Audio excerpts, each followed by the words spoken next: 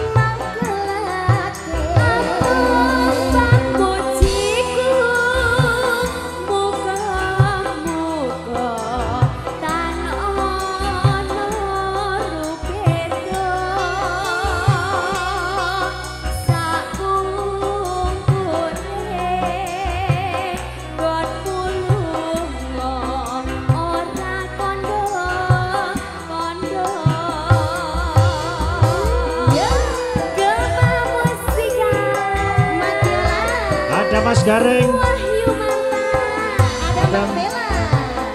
Mbak Ana. Mas Gareng. Iya, Dok.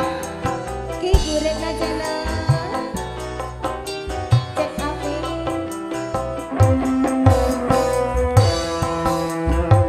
Kusuman nengati domong bagus sing anti-anti.